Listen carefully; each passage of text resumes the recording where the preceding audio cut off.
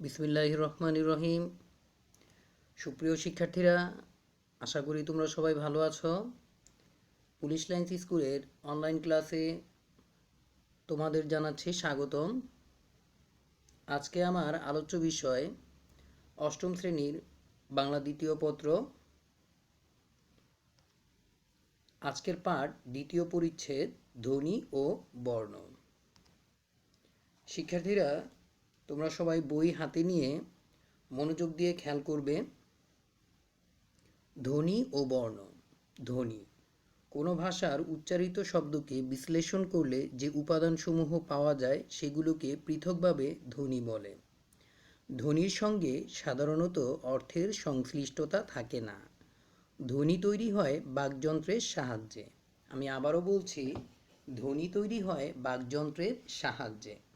ধ্বনি তৈরিতে যেসব বাকপ্রত্যঙ্গ সহায়তা করে সেগুলো হলো ফুসফুস, গলনালী, জিহ্বা, তালু, মাড়ি, দাঁত, ঠোঁট, নাক ইত্যাদি। অর্থাৎ এ সকল প্রত্যঙ্গের দ্বারা আমরা শব্দ ধ্বনি উচ্চারণ করে থাকি। মানুষ ফুসফুসের সাহায্যে শ্বাস গ্রহণ ও ত্যাগ করে।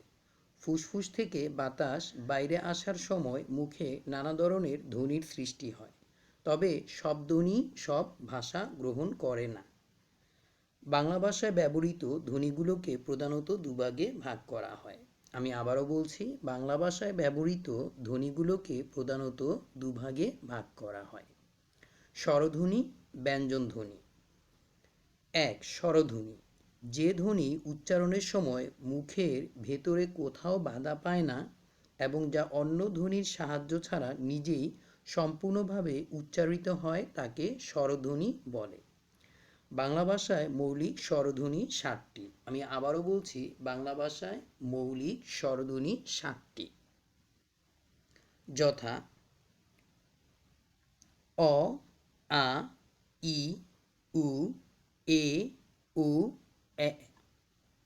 এই ৭টি হলো মৌলিক স্বরধ্বনি। ব্যঞ্জনধ্বনি। যে ধ্বনি উচ্চারণের সময় মুখের ভিতরে কোথাও না কোথাও বাধা পায় এবং যা স্বরধ্বনির সাহায্য ছাড়া স্পষ্ট রূপে উচ্চারিত হতে পারে না তাকে ব্যঞ্জনধ্বনি বলে। যেমন ক। আমরা ক বলতে গেলে এখানে কিন্তু একটি অ চলে আসে, অর্থাৎ একটি স্বরধ্বনি চলে আসে। অনুরূপভাবে খ, গ, ঘ, প, দন্তস্ব ইত্যাদি।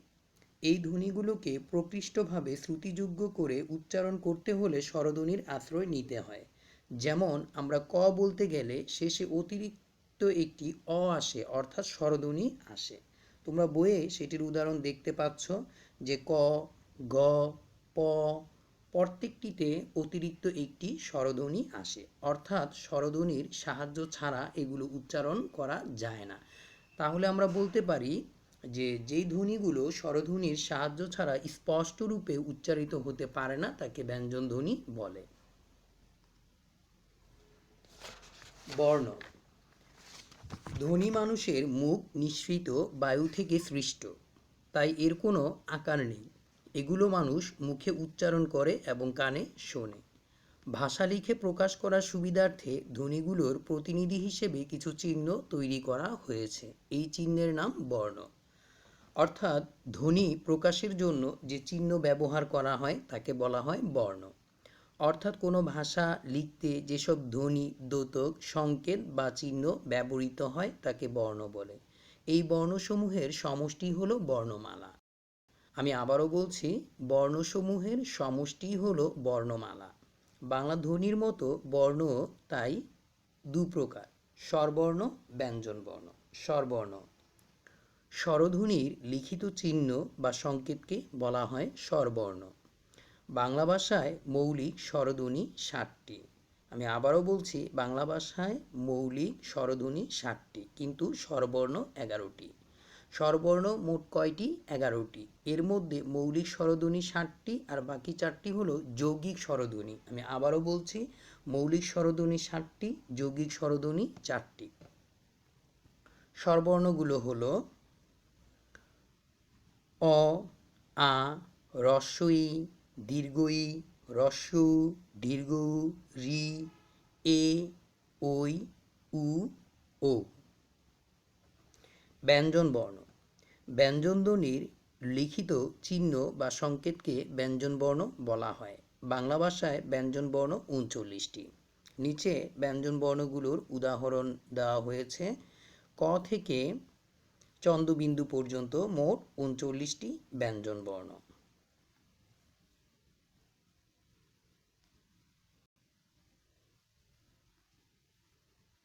বর্ণমালা। কোনো ভাষা লিখতে যে ধ্বনি, দ্যোতক, সংকেত বা চিহ্নসমূহ ব্যবহৃত হয় তার সমষ্টিই হল বর্ণমালা। বাংলা ভাষায় ব্যবহৃত বর্ণসমূহকে একত্রে বাংলা বর্ণমালা বলে। অর্থাৎ বাংলা ভাষায় যে 50টি বর্ণ রয়েছে, স্বরবর্ণ 11টি, ব্যঞ্জনবর্ণ 39টি, মোট বর্ণ 50টি। এই 50টি বর্ণকে একত্রে বলা হয় বর্ণমালা। যেমন ইংরেজিতে বলা হয় অ্যালফাবেট। ইংরেজিতে লেটার বা বর্ণ রয়েছে 26টি। তাহলে ইংরেজি বর্ণমালা হলো 26টি, বাংলা বর্ণমালা 50টি, এবং আমরা খেয়াল করলে দেখব যে আরবি বর্ণমালা হলো 29টি। বাংলা বর্ণমালায় স্বরবর্ণের লিখিত রূপ দুটি, পূর্ণরূপ, সংক্ষিপ্ত রূপ। আমি আবারও বলছি, বাংলা বর্ণমালায় স্বরবর্ণের লিখিত রূপ দুটি, পূর্ণরূপ, সংক্ষিপ্ত রূপ। স্বরবর্ণের পূর্ণরূপ। বাংলা ভাষা লেখার সময় কোনো শব্দে স্বাধীনভাবে স্বরবর্ণ বসলে তার পূর্ণরূপ ব্যবহৃত হয়। যেমন শব্দের প্রথমে অনেক, আকাশ, ইলিশ, উকিল, ঋণ, এক ইত্যাদি। শব্দের মধ্যে বেদুইন, আমরা দেখতে পাচ্ছি যে শব্দের মধ্যে হ্রস্ব-ই বসেছে। বাউল, পাউরুটি, আবহাওয়া। শব্দের শেষে বই, বউ, যাও। যেমন প্রথম শব্দটিতে বই, শব্দের শেষে হ্রস্ব-ই রয়েছে, অর্থাৎ স্বরবর্ণের পূর্ণরূপ রয়েছে।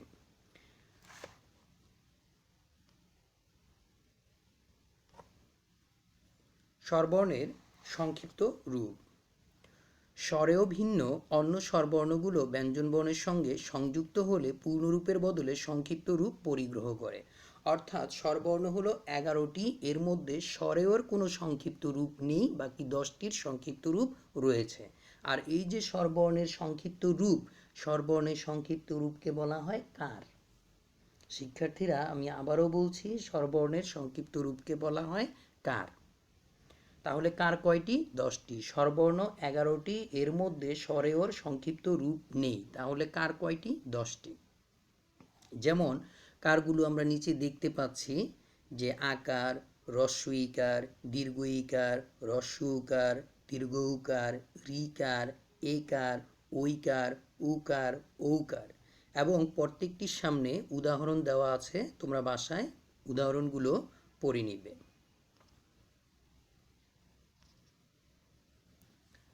বাংলা বর্ণমালায় ব্যঞ্জনবর্ণেরও দুটি লিখিত রূপ রয়েছে, পূর্ণরূপ ও সংক্ষিপ্ত রূপ।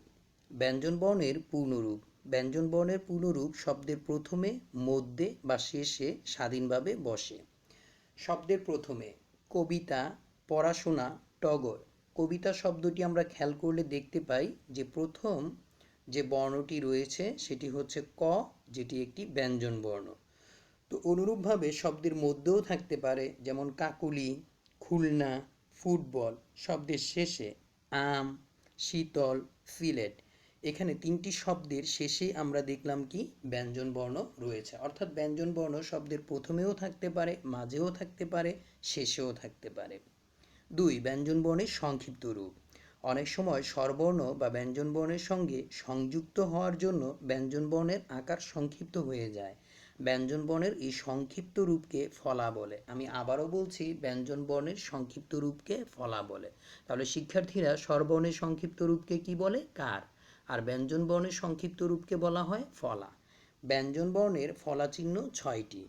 তাহলে যদি প্রশ্ন আসে যে ব্যঞ্জনবর্ণের ফলা চিহ্ন কয়টি, বা যদি বলা হয় যে ফলা কয়টি, সেক্ষেত্রে উত্তর হবে 6টি।